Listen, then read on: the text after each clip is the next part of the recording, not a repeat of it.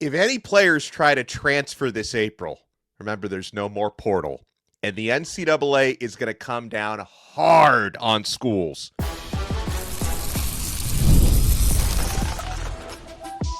You are Locked On Canes, your daily podcast on the Miami Hurricanes, part of the Locked On Podcast Network, your team every day. I am Alex Donno, and on this special episode of Locked On Canes, and I call it special because we're getting a legal opinion, one that isn't mine because I'm not a lawyer.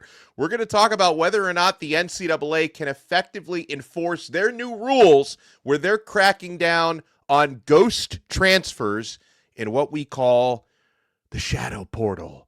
When players try to transfer outside of a portal window, because remember, there's no more April transfer portal, but you're still going to have teams who are going to discover possible needs during spring football. God forbid teams have critical injuries and you're looking for players to replace those guys. You can no longer legally do that in the spring.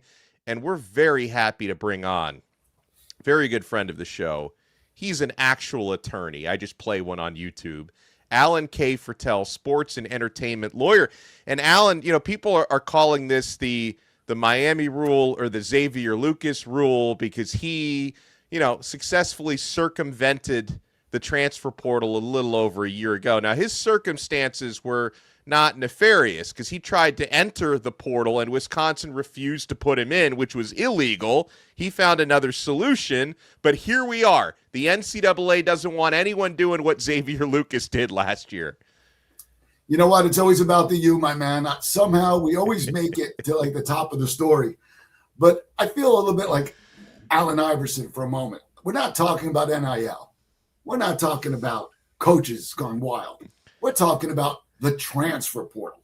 Not anything other than that. Today is a transfer portal show, and the NCAA is damned whether they do it or they don't do it. Because you know, and I know, and we both know, that we don't really like the NCAA all that much. And as a result of that, we've always been a little critical, or a lot critical, if we're going to be honest. But you got to be careful what you ask for, because we did ask for NIL. We did ask for this free agency type transfer portal, and the courts gave us everything that we needed.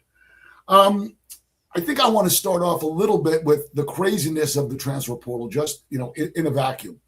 I watched Michigan win the other night. They had 5 starting transfers. First time ever that a team has had 5 starting transfer portals and have won a national championship. That's the first thing. I think the second thing is if you go across the board to the Tennessee women, I heard that they've lost their entire team to the transfer portal. I believe they have 10 athletes in the transfer portal, the non-existent transfer portal right now. Which means in basketball, there is the actual portal going on. Yeah, I know. I'm just trying to be cute. But, the situation there is they have to go back into the portal to get 10 players to replace the 10 players that they just lost. Yeah. Now, I'm not going to get political with you because, I try not to do that. But even Trump has actually executed an executive order on the transfer portal. So it's getting crazy.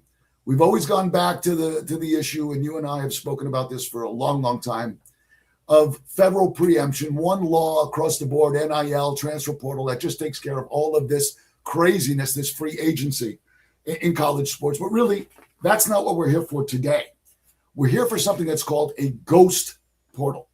So if you can imagine a rule so aggressive that if your school accepts the wrong transfer, your head coach is suspended for half the season, and the school is fined 20% of its football budget. It's better than that, though. Now imagine that rule is being enforced by multi-billion-dollar labor markets without a union, without a collective bargaining, and after Justice Kavanaugh of the Supreme Court has already warned you.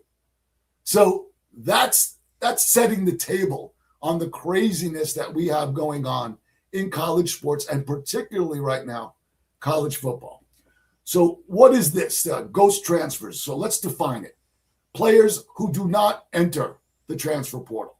They leave anyway, whether they withdraw, whether they transfer. They try to re-enroll elsewhere, where they have a fight with their coach, whether they don't like where they're sitting, but they leave the school. And many of these athletes are tied to either tampering, suspensions, roster cuts, and the rule targets the receiving school. It does not target the athlete. And as I said to you earlier, the penalties are the head coach gets suspended for a half a season, and the football budget gets reduced by 20%. So the NCAA is no longer regulating the athletes directly. They're regulating the market by punishing the players, or in this case, the buyers. So that's a workaround from where I sit. It's like they were unsuccessful in punishing players, so now they're going to punish institutions and coaches. But so obviously coaches are employees. They're not employees of the NCAA, though. They're employees of their schools. So, I feel like that's an important distinction, right? Is this enforceable by the NCAA? Well, first of all, I don't want to beat my chest, but you're learning so incredibly well. Now, I know you're not a lawyer, okay? But I know you play one, and you may have slept at a Holiday Inn, okay? But what I really think is going on here is you're having me on your show so much that you're actually listening, and I'm not saying that obnoxiously, but you're listening and you're repeating us. I heard you on Joe Rose, and you sounded like me. So you're scaring me a little bit here. But you're right. I'm gunning for your job, Alan. I'll switch with you for a little while. I'll switch. I don't mean this badly. I'm not going to switch the paycheck, but I would switch with you for a couple of days. I'll see what you do. You see what I do. It's pretty crazy. It's not always talking to Alex Donno and his peeps. Okay. That's the good part. Yeah. Let me tell you how this might work. Okay. Severe penalties. Well, to answer your question, it may work. Okay. This is crystal ball time. Anything I say is going to be half right and half wrong on my future predictions. But these are severe penalties, and severe penalties do sometimes create deterrence. I think the mid-tier programs are more likely to comply than the top programs, because it may be worthwhile for some of these top programs to lose their coach for a half a year and to take a 20% cut for 1 year in the event they can get a top-ranked quarterback, a Mendoza or something like that. Fear works. Enforcement does work in the beginning. And the reason now they're going after coaches versus the players, as you said, is NCAA loses in court most of the time when it deals with actual players. And now they're going to, because as you said, one of the reasons, the player's not an employee of the school, not an employee of the NCAA. Coaches, in fact, are employees. But this all really happens in the darkness of sports. You're regulating conversations that happen on encrypted apps with third parties. People are smart enough not to put, well, sometimes they're smart enough. Right, not the Ole Miss coach, but everybody else is. Yeah, pretty much. They're usually, there we go, smart enough not to put into writing what they mean. And the use of encrypted apps is very helpful. The smaller programs are the easier targets here. The blue bloods with the better lawyers, the higher stakes, the bigger boosters, that's different. Think about it. If a transfer quarterback gets you into the playoffs, what is a 20% budget cut? I mean, look at UM. Look how much UM made from just being in the Natty, not just winning. It allowed them to fund the Messner situation. Yeah. Look, this rule could change some behavior. But the problem is that the legal landscape, and that's why you have me on here, it's not just to talk sports, has already shifted. You can't analyze this rule in a vacuum. You have to analyze it post all of this, and I'm using a lawyer word now, post antitrust NCAA world. Remember, I'll give you a couple of cases. There's two major ones. NCAA versus Alston. Supreme Court 9-0 against the NCAA on NIL rights. The rights of publicity is what it was called originally when Alston sued for EA Sports for the use of his likeness on EA Sports. Now, a justice that I don't agree with very often, Justice Kavanaugh, essentially invited future lawsuits when he, and this is a quote, when he said the following: the NCAA's entire business model would be illegal in almost any other industry. And as a result, the House settlement was $2.8 billion paid by the NCAA, and it acknowledges the athletes as economic actors in this situation. So the law views college athletes as sort of participants in the labor market, not necessarily like beneficiaries of the amateur system. So I've spewed. Ask away, Alex. I know you got a lot of questions. Well, I do, and I want to ask you on the other side how schools could potentially use this as grounds to fire coaches with cause, because there's another side how they could use it to their benefit. So you want to keep it locked right here.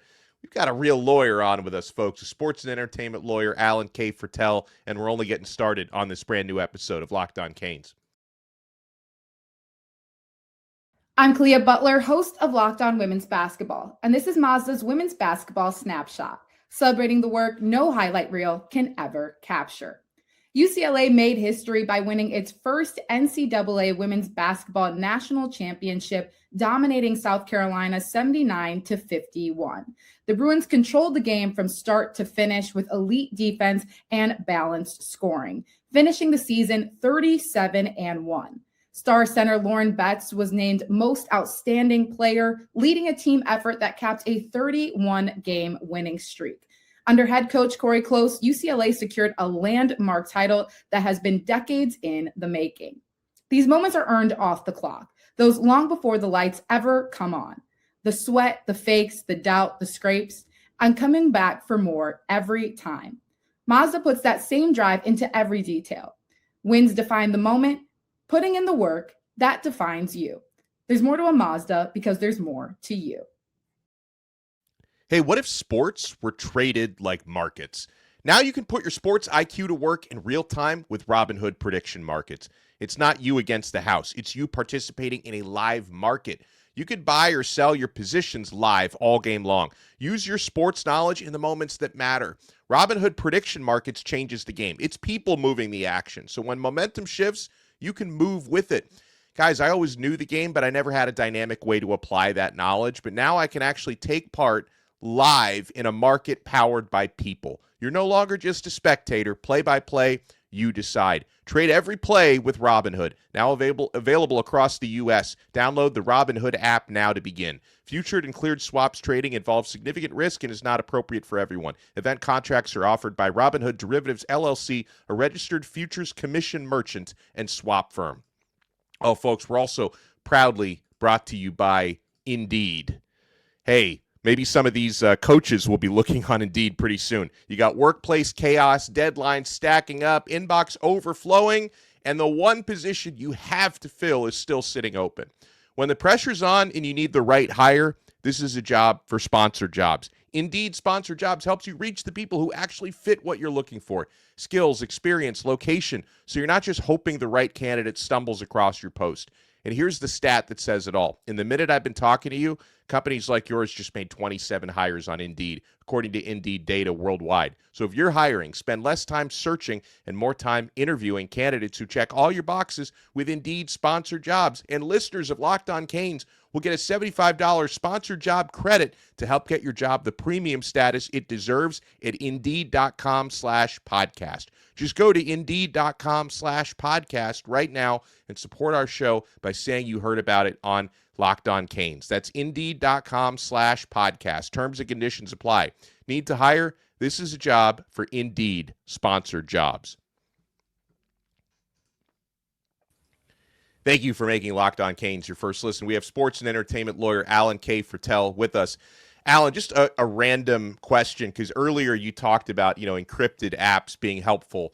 Are there any circumstances where and this would probably be more for criminal stuff than tampering and civil suits or whatever, but are encrypted apps really encrypted, or can they get that information if somebody needs it?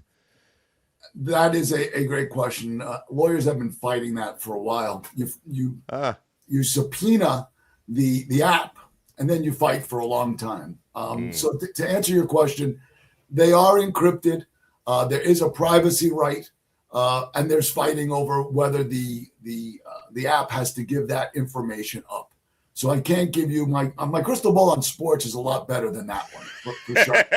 But your answer, your question is good, and my answer is poor because I don't have an answer for you. We have filed many cases where we're trying to get to YouTube or WhatsApp or whomever, and there's fights that go on, and it goes on for months, and there's appeals and there's issues, and they're very protective over the fact that it's encrypted.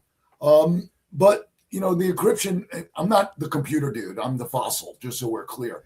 But encryption is more for safety from your information being stolen. Gotcha. That's illegal. Subpoenas are supposedly legal. Yeah. So I'm sorry that I can't answer that one, but I think that was a pretty good answer, actually. I mean, you may not think it was, but I think it was. Listen, the problem that we have here is that the core legal problem, and that's really what you're asking me to speak on, is what's called restraint of trade. And these rules penalize the schools, but not the athlete. But that's not what the law looks to. The law looks to what's called the effect.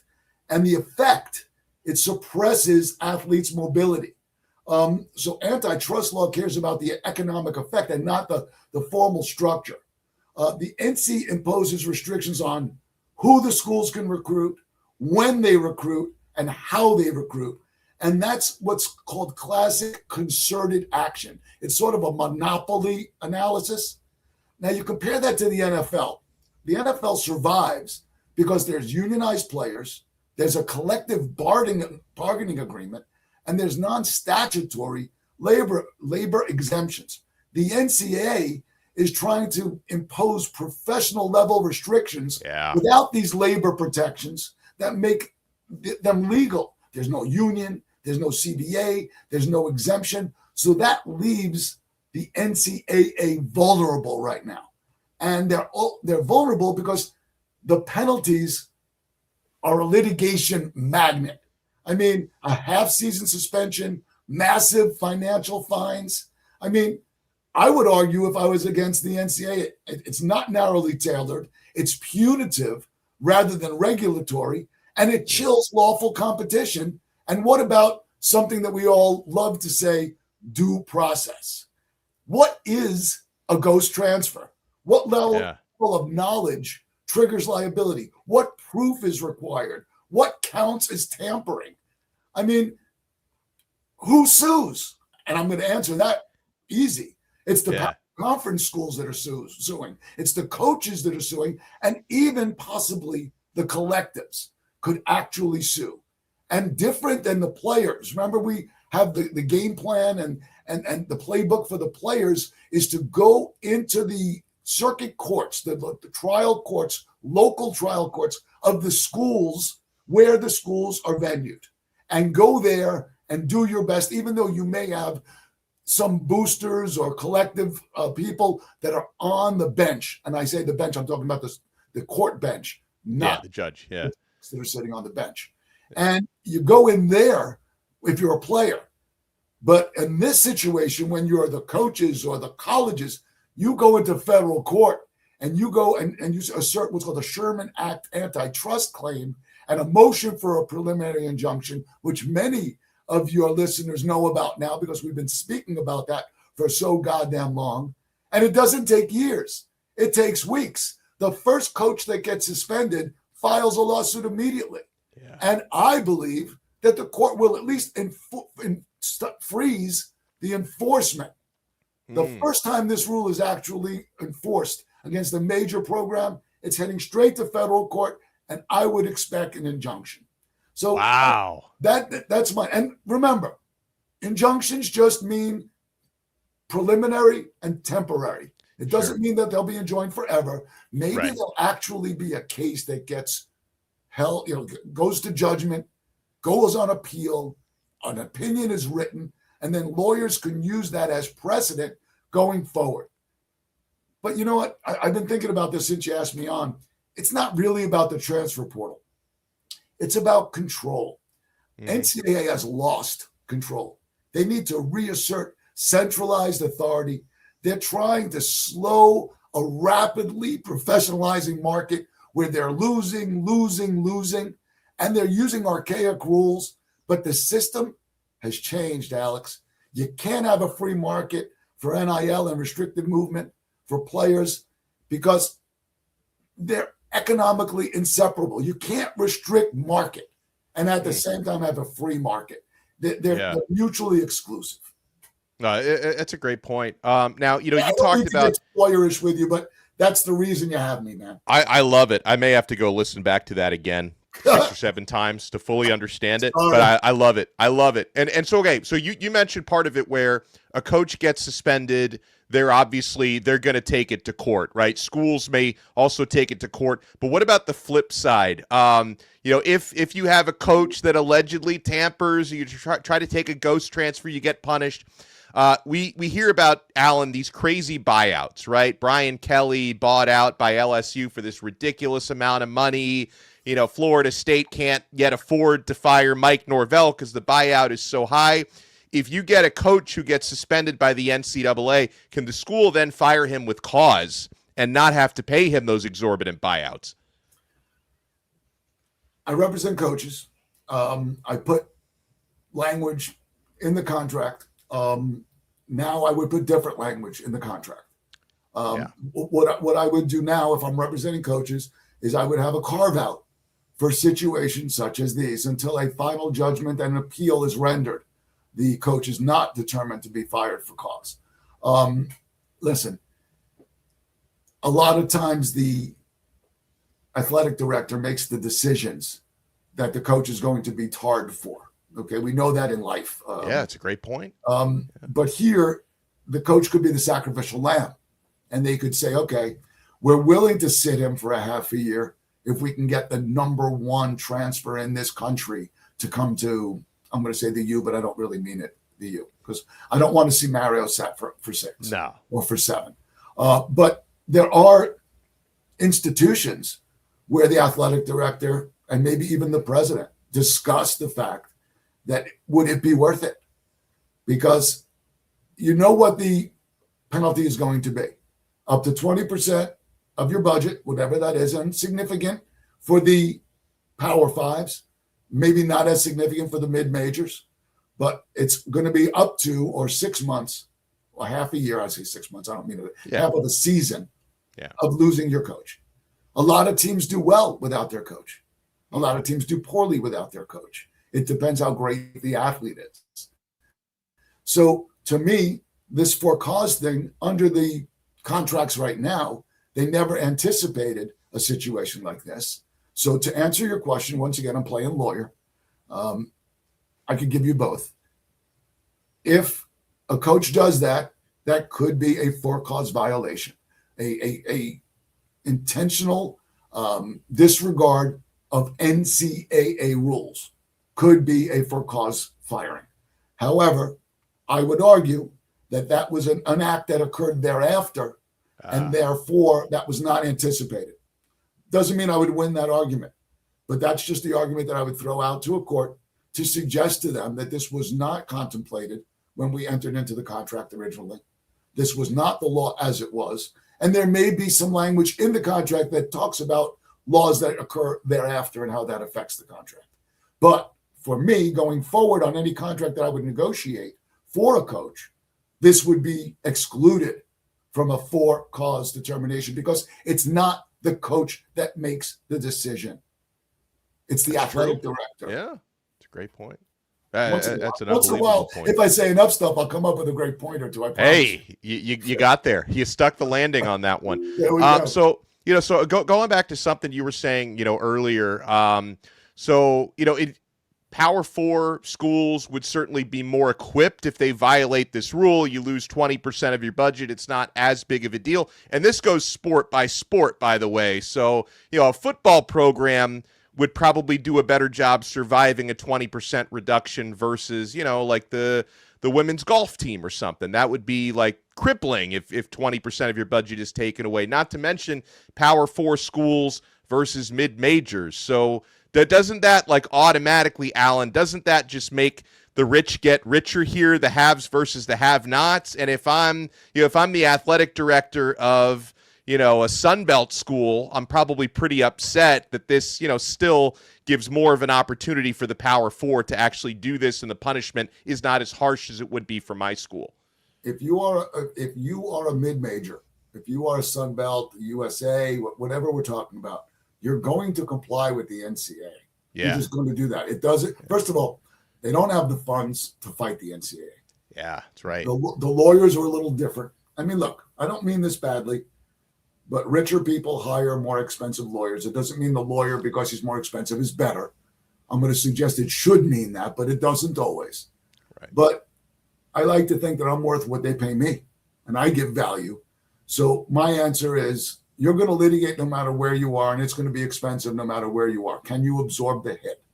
And the mid-majors can't absorb the hit the same way that the powers can. And yes, to answer your question in a short answer, isn't that the way the world is, whether it be sports or otherwise? The haves have, and the have-nots have to deal. And they do, and they are. I went to a Division II school. They're contacting me and trying to figure out how to do NIL in Division II in a small state school in South Central Pennsylvania. Not so easy. Okay, very different. The Division II has never had transfer portals to begin with. It was always open transfer. But I'm getting aside from what you're suggesting. The answer is this: the rule used to always be NCAA wins, Nixon loses. That's when I was a kid, and now it's completely reversed. It's like NCAA loses. Now they won one or two in basketball, because that's a different that's eligibility, and we've had shows on eligibility, and today's a transfer show and not an eligibility show, so we don't have to go there. But they did win a little bit. They were losing, and they won a little bit. And I think that gave them a little bit of a charge, a little testosterone charge. Maybe they were eating those testosterone pills, and they said, okay, let's take that to ghost transfers. Now, let's talk about that for a second, because that's where we started. It's really not that important. If you look at it, really, this is like a pimple on an elephant's butt right now. There's so many other big fish to fry, and they're coming out with a ghost transfer is their number one, because they can't really latch onto the NIL, and they're having trouble with the eligibility. The ghost transfer, that seems to be something that we all can agree upon. If somebody just quits school and goes to another school, that's a way around the transfer portal. Oh, now we give it a name, ghost transfer, and now we give it penalties. So we look like we're the badass NCAA, and we're trying our best to come up with some rules here, because we all know that the NCAA is not a good entity. I mean, we have you and me for years and years have been anti-NCAA. I asked for this. I asked 15 years ago to pay these kids some money, not just a scholarship. That has turned into chaos. That has caused Nick Satan to leave the building. Okay? Satan's on his NCAA squad, on his NIL squad. He's the coach of that team now. You know how much I love Nick Satan. That's just the way that is. So I guess every one of our podcasts, we talk about the U, because that's how this whole thing started, and we talk about Nick Satan. It's beautiful. It's just a wonderful world. I love it. Well, I can't thank you enough for taking the time, as always. And what a wealth of knowledge and information.